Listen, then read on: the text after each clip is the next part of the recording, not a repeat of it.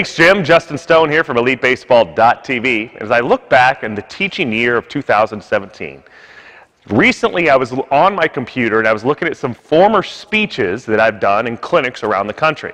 And some of them dated back to 2011, 2012. And I always like to go back and read these things and see how I've evolved as an instructor. You see, when you're in the cage every day and you're dealing with athletes on a day-to-day basis, sometimes you forget that you too as an instructor are always changing and always evolving. And it's not until you look back on some of your previous work. I went back to some videos I did in a White Sox uniform from 2005 and 2006, and then saw these speeches that I was giving in clinics in 2011 and 12. I was like, man, I really teach differently today than I did 5 years ago. And I really teach differently today than I did 10 years ago. And it's not that we were wrong. I hate to say that I've changed my philosophy because I don't think that's the case. It's that I've found better ways to say things.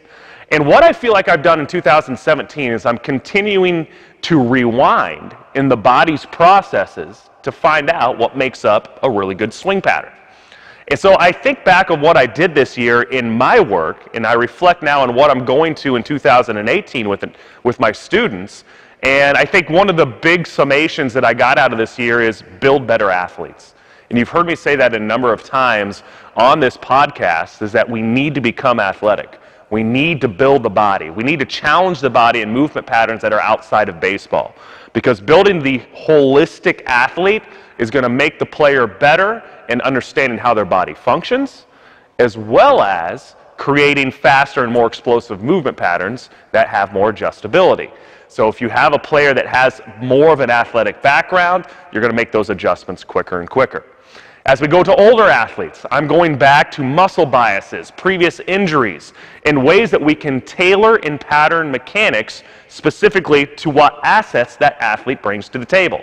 To say that there's one body pattern that fits all athletes is ludicrous. That there's one way to swing the bat is not going to work for every athlete. So if you have an instructor that's simply teaching, this is the swing, this is how we teach it, and we're using the same drills and body patterns to every athlete that comes into the door, you have an instructor that doesn't understand the human body.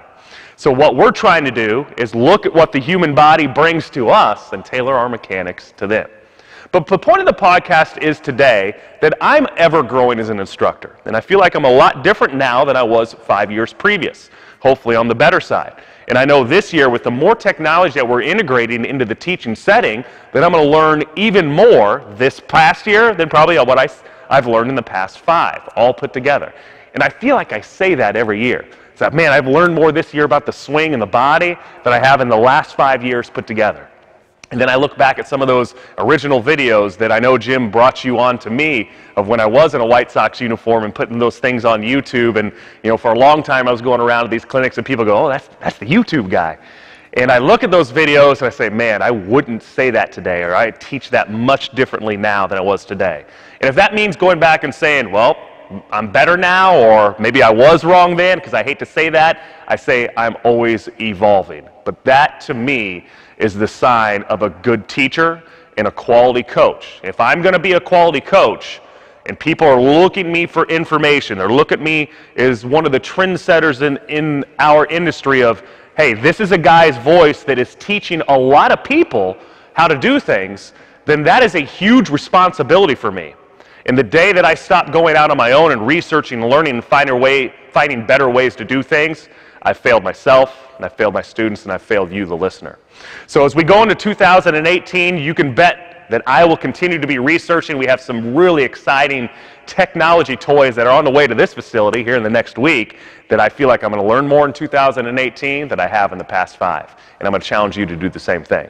Until next time, this is Justin Stone with EliteBaseball.tv. Come check us out on our members blog, which is why we film every week on what we're doing in the cage, so you have the latest up-to-date information that you could possibly get on what goes through our movement patterns and what we're doing with our athletes on a weekly basis. Until next time, we'll see you on the field.